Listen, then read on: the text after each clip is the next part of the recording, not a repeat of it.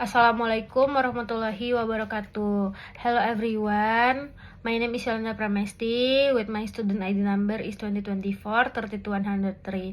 So today I would like to present the result of my programming assignment titled Simple Calculator Program Using Object-Oriented Programming or OOP in Java. This project was developed using the NetBeans, which provides a user-friendly environment for writing, compiling, and executing Java program.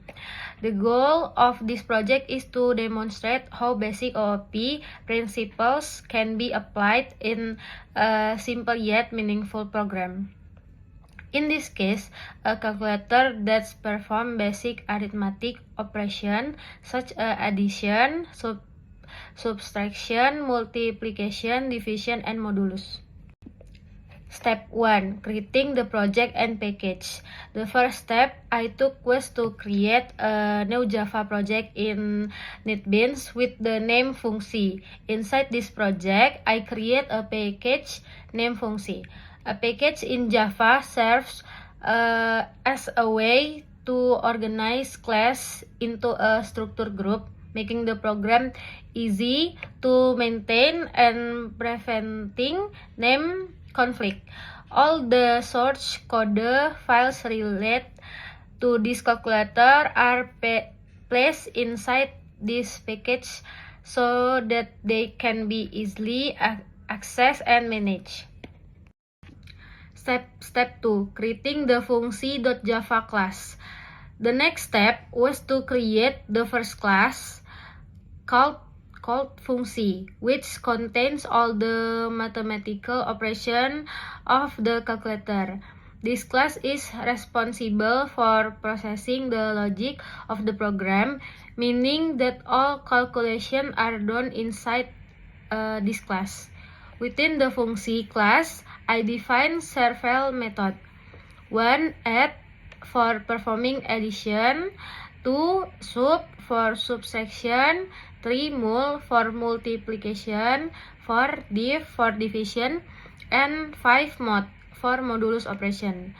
Each of these methods accepts two parameters of type double and returns the result of the calculation. By creating separate method for each operation, the program becomes easy to understand, test, and research.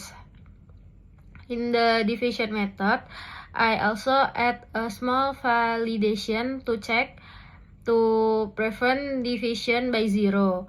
If the user tries to divide a number by zero, the program will print an error message. System.out.println error pembagi tidak boleh 0 and then return the value 0 to avoid crashing the program. This class perfectly represents the concept of encapsulation, where the logic and data relate to arithmetic operation are bundled together within one class and hidden from direct external manipulation. Step 3. Creating the calculator sederhana.java class. After completing the Fungsi class, the next step was to create another class called calculator sederhana, which serves as the main class of the program. This class contains the main method, which is the entry point where the program execution begins. Inside this main class, I use the scanner class from the Java utility library to read user input from the keyboard. The program first greets the user and then asks for basic identity information, including the student name, student ID, and course name.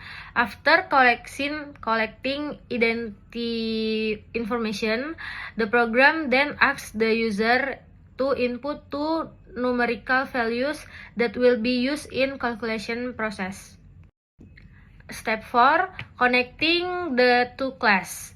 In this step, I connect the calculator sederhana class with the Fungsi class by creating an object of fungsi. The syntax used for this process is fungsi hitung is new fungsi. This object named hitung is used to access and call the method inside the fungsi class. For example, hitung.add a and b, hitung.sub a and b, and hitung.mul a and b. Each method perform the corresponding arithmetic operation. That demonstrates the object instantiation process on one of the core concepts of object-oriented programming.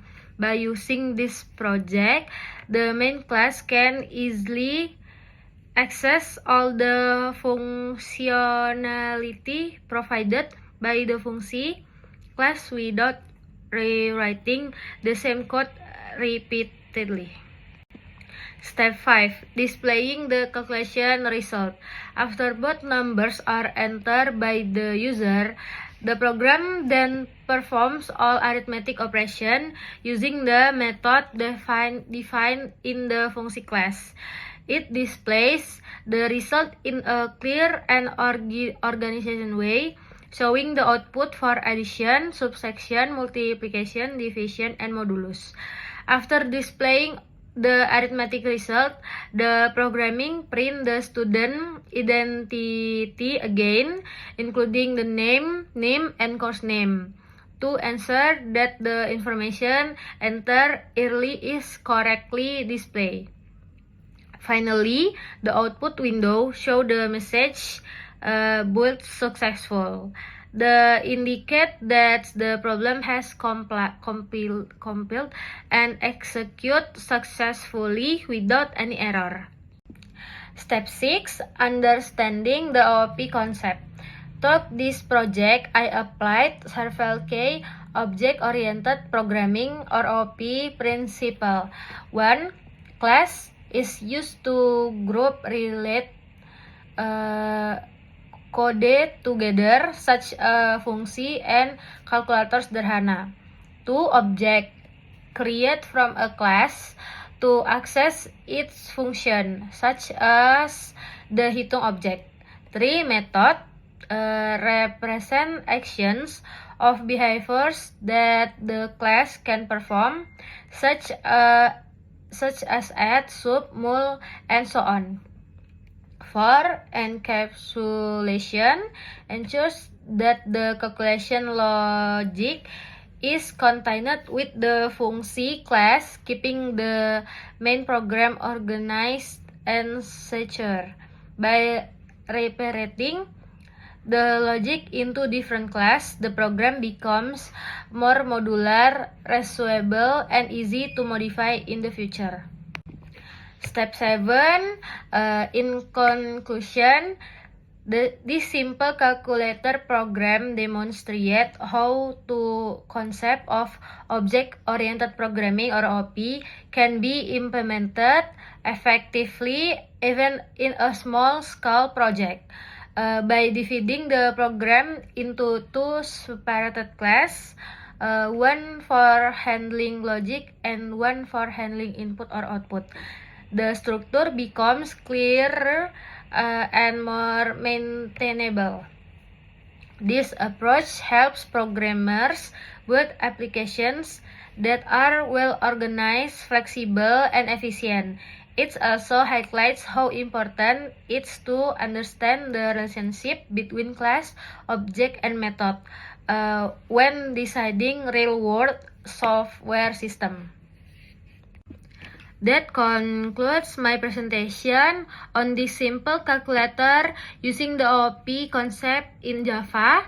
Through this project, I was able to better understand how class and object work together to form a complete and functional program.